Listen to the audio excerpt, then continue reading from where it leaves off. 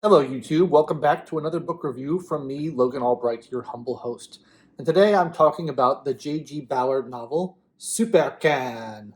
Um, I became aware of Ballard because I recently watched the film Crash, directed by David Cronenberg, which is based on this novel of the same name by J.G. Ballard, about a group of people who have a sexual fascination with car crashes. Very strange film, very interesting film, and I was intrigued, and I thought I should probably check out this author and read him. He's a British author, died fairly recently, within the last 10 years or so. I can't remember exactly when, and started writing from in the early 1960s and continued on up until his death. So this is a book that I bought on a recommendation, reading reviews and seeing what people liked of his. This is a later piece of his. This came out in the year 2000. And I avoided some of his early books because his first three books are about environmental catastrophe, and it's not a subject I have too much interest in. So I wanted to read this one. I heard it was good, and I checked it out. And I did read it, and here's what I thought of it. Well, we start with the plot. It's about a man named Paul Sinclair and his wife Jane. Paul is an ex-pilot who has had an accident and has a leg injury that he's recovering from and has lost his flying license. And Jane, his wife, is much younger than him. She is a pediatrician, a very ambitious and very hardworking pediatrician. And she gets an offer to come work in this business park, this kind of experimental corporate park outside the city of Cannes in France. And it's like really self-contained. Everybody who works there works for different major multinational corporations, and they work very hard and they work constantly, and like their life is their work. And so they go there. She's working all the time, and Paul is sort of left on his own to explore and figure out what the place is all about.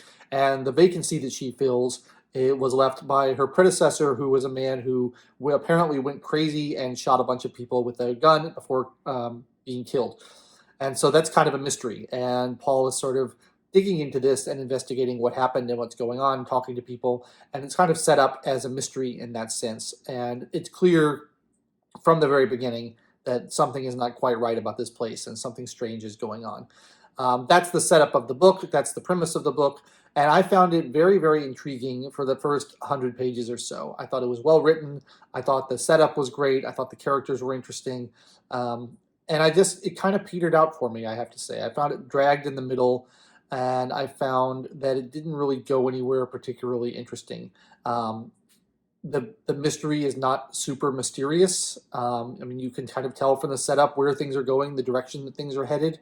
And one of the things that I found frustrating about the book is this kind of, I'm seeing this all the time now, and it's this complaining about modernity and the modern world. And don't get me wrong, there's certainly plenty of things to complain about, especially about corporate life, about people who devote their lives to their work. But this seems to be another one of those sort of like anti-modern, anti-modernity, anti-work kind of pieces that says, oh, the soul has been sucked out of modern life by having to work all the time and by corporations and by this kind of facelessness. And there's a certain amount of truth to it, I think. But it's just a critique that I've heard so often and so many times that I feel like there's nothing new to explore in that vein. I feel like there's no new ground to tread there. And it all kind of unfolded with a tedious predictability for me. It's like, I see where this is going. I see the point he's trying to make about modern life. And I would also add that, modern life is hard, but life has always been hard. And I always wonder these people who seem to have a real beef with the way that society is organized now and the way that the work structure is, how they would have fared in a society where, it was brutal, hard physical labor all the time, and you had an even chance of dying all the time, and we had no cures for diseases, and we had no technology. And like, there's this kind of romanticization of the primitive and of poverty that I think is really lacks historical awareness and lacks the awareness of how much better things have become. A world without air conditioning and indoor plumbing and cures for diseases is not a world that I particularly want to live in, despite the difficult nature of modern life. I think that things overall, on the whole, are better. And, it's true that it can be soul sucking to have to work for a corporation where you don't really care that much about the product and you devote your whole life to their working their hours in cubicles or whatever. Although this seems to be a considerably more luxurious environment than that. These are high paid, very highly motivated workers in high status positions. They're not lowly cubicle workers. So it can be true that there's a soul-sucking aspect to that, but I would argue that there's also a soul-sucking aspect to um, working on a farm where half of your children are going to die before the age of 5, and one bad harvest means you might not make it through the winter.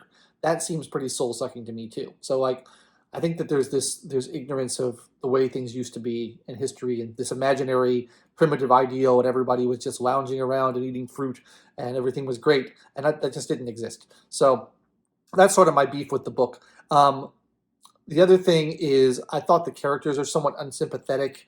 I didn't really like the main character. He started off as interesting. I liked his backstory with his pilot story, his losing his license, his kind of uh, fascination with his younger women, marrying a much younger wife. There's a lot of interesting little nuggets to his character there that could have been developed. But ultimately, I found him unlikable and not particularly sympathetic. And I felt that way about everybody. The wife is working very hard, and she kind of ends up turning to drugs as a way to cope with her working. There's a malevolent psychiatrist who has his own way of helping these people deal with their overwork, and that's kind of the main crux of the book. So I won't say any more about that, but that's part of the story. But it's all a bunch of pretty unpleasant people, and I guess it's making a comment about the kind of people who live this kind of lifestyle and who work in this kind of fashion. But it wasn't a lot of fun reading because I just didn't have anybody to really root for, and I felt like I knew where it was heading, and I didn't really care about the characters that much. So I don't know, a little bit unsatisfying for me as a book. And I do think Ballard is a talented writer, and I do think he has some interesting ideas. Like I said, I found the premise of Crash very interesting, and I like David Cronenberg as a filmmaker, so I liked his execution of that as well.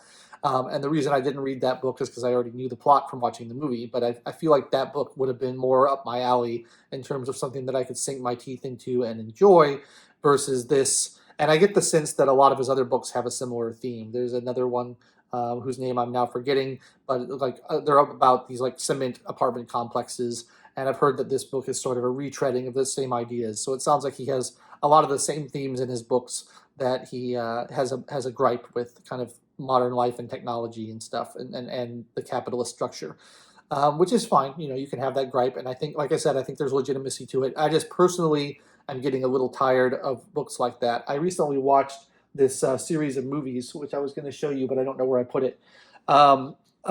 This series of documentaries. It's a trilogy called the Kotze Trilogy by Godfrey Reggio. And I watched the first one many years ago, Koyaanisqatsi, because I love Philip Glass, the composer, and he wrote the music to it. And if you saw my Criterion Collection video from a few weeks back, you can see I bought the trilogy of movies, and I talked about them a little bit. But they're beautifully photographed, gorgeous documentaries with amazing music, and I really like them. There's 3 of them. And I think they're gorgeous films. But the underlying theme behind all these films is, man, isn't it terrible? The first world, isn't the first world terrible? It's kind of consuming other indigenous cultures, and it's suppressing people, and it's taking away people's meaning from their lives, and technology is consuming us, and we're becoming sucked into the internet, and isn't all that bad. And again, like I think that there are valid critiques to make about that, but I also think that there's real danger in romanticizing poverty and romanticizing a way of life that is just brutal. And I think that we should be grateful for the technological advances that we have and how much easier we have it than our grandparents and our great-grandparents, and on and on and on back. I think that's great. And so I get a little frustrated with people who just seem like they want to complain about how hard modern life is. Modern life is hard, but life has always been hard in all circumstances, and that's just the way it is. So anyway, I don't know that I'm eager to dive back into Ballard. I will, like I said, I think he's a good writer. I will certainly entertain suggestions if you think there's other books of his that I would appreciate more than this one. But, not eager to jump back into him. I think I'm going to read some more lighthearted stuff. I have some things on my menu of to be read that I think you guys will enjoy, and I think I will enjoy more. So I'll be back hopefully next week with another video. I'm in the middle of another book that I just started, and I want to try to finish it in time to give you another video next week, because I always like to keep this channel updated with fresh new books that I've read. And it also is a good motivating tool to get me to keep reading and to finish books in a timely manner so that I can do videos on them. So it keeps me from, dawdling over my reading, which is great. It keeps me motivated. Anyway, that's what I thought of Supercan by J.G. Ballard. A really interesting read, but ultimately not quite up my street. I hope you enjoyed this review. If you have comments, please leave them down below. I'd love to hear your thoughts on this and other works by the same author. I'm really interested to hear what you have to say. If you like the video, please like the video. Click the like button. Subscribe to my channel. I always appreciate my subscribers. And click the bell for notifications whenever I release a new video. Until next time, I've been Logan Albright. Thanks so much for watching, and take it easy.